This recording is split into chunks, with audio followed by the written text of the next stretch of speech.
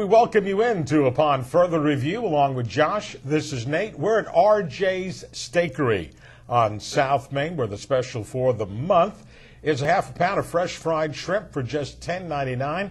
Comes with coleslaw and hush puppies and your choice of a side. That's at RJ's Steakery. Well, Josh, we want to kind of pick up some of the things we didn't get to cover the other day, and one of the things certainly I wanted to mention, since I know you follow it better than anybody around here, is golf. And Blake Adams, we talked about him playing in the tournament last week, and he did really quite well. Yeah, his first chance to play on the PGA Tour. He finishes 25th, cashes a check for $35,000. You know, that was played over in Hawaii. He's playing this week at the Bob Hope, which will be his first one on the mainland here, if they get that in, because they said there's rain in the forecast for today, which this is a rare 5-day. That's right. Thing. It's supposed to start today. Probably won't. Tomorrow, rain. Friday, rain. And usually, California, Southern California, don't get it. But Blake is a good story. He's been injured quite a bit throughout his career.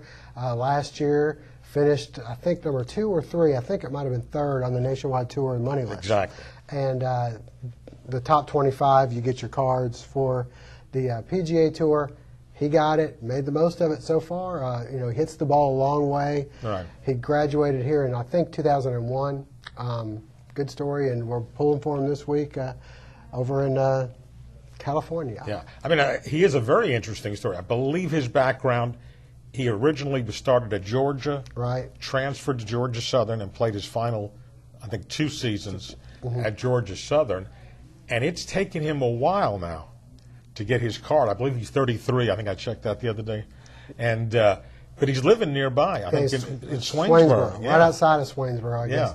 They did a story. It was pretty neat. They did a thing maybe 2 weeks ago on NBC where they featured him as part of their coverage of Daniel Island at the Nationwide Tour Championship thing over there in South Carolina. So anyway, so he's had a lot of people that have kind of stuck with him along the way, because a lot of guys, I don't know that they'd hang. I think it's been about 9 years that he's been attempting to get on. Well, he the said tour. This last year was the first year he's been totally healthy. Right. Did some rehab and seems to have lost some weight and paid off. So anyway, so he is the Georgia Southern guy to follow this year. Because Aaron Price did not retain his card. He'll be on the Nationwide Tour, and he can very well, finish top 25 again and get back next year. Or if you win a couple of tournaments, you automatically get your card. And I thought it was interesting that John Daly did not get an exemption for this week's tournament. And he said, I don't understand that. This is where they play with all the celebrities. I'm wearing my crazy pants. The Golf Channel's following me around. He goes, but I know a bunch of celebrities. So anyway, but he will not be playing Thank the Lord. in this one. But this is the one where you have a lot of your stars in Hollywood and everything that play. And well, of course, back in the day, I turn it to you. But the Bing Crosby and the Bob Hope were the 2 big golf tournaments, that for early on in the year. The rest of the country was under snow and ice, and you get to watch people out there and the celebrities and the, and the pro players, hobnobbing together. So anyway, so that's going on with golf this week, and then I saw that they've added a tournament. Oh yeah. In October, I was pleasantly surprised to see that this is after the FedEx Cup. They try to have about the fall series is what they call it. About 5 events. Usually, Disney's one that they do down there. Yeah. I think Davis Love won that a couple of years ago. But speaking of Davis Love, he and his brother is going to kind of be the chair of the tournament.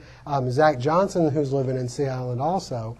Jonathan Bird lives there. But it's going to be down in St. Simons in Sea Island there. And so in October, which and I said it's a $4 million purse. Yeah, it's nothing to sneeze at. Yeah, it's Zach Johnson's sponsor. Right. One of the people his endorsers, I guess, he endorses, that helped make it. But I thought that was a pretty nice coup, considering they're having a lot of trouble now with... The Bob Hope is desperately searching for a sponsor. The Heritage is not exactly on the firmest of grounds either. And Atlanta lost, didn't they lose their sponsor? That was like the year before last. Right, had trouble. Yeah, so I'm saying, this is not the best time to see that. So that was kind of a plus, I thought. Oh, definitely. To see that coming around. We also have got a lot of other, all the talk this week is about, and most of the national media, focusing on the NFL playoff games. We'll do that a little bit later on and pick the games and talk about the two championship games that are coming up on Sunday. But it's also about coaching changes and the Buffalo Bills, who their fans thought were going after some really high-profile people. Bill Cowher, for example. Yeah, they were wishful thinking. Yeah. So they made one last ditch, I guess, to get Harbaugh to leave Stanford.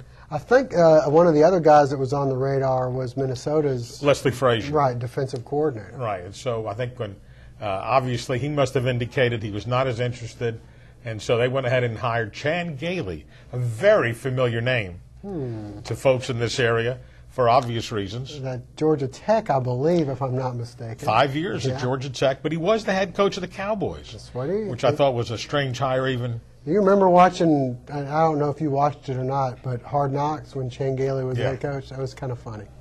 I listened to what he tried to say at his press conference, and he said it, but, we're going to teach the fundamentals, going to go back to this and try to, what I was trying to research, I did this yesterday, do you realize the general manager now of the Buffalo Bills is Buddy Nix? I don't know if that name rings a bell to you at all, but he used to be the coach of the Chattanooga Mocs up until 1992. And when we started playing them in the 80s, he was the head coach, and then his son played. So they went from Buddy Nix to Buddy Green? Something like that. There was actually, I think, somebody. But he's the general manager now of the Buffalo Bills. In fact, he's the one that brought in T.O. He coached T.O., I guess. He should be proud of that. His freshman season. All right, we've got a lot more to talk about. We'll come back in just a moment on Upon Further Review.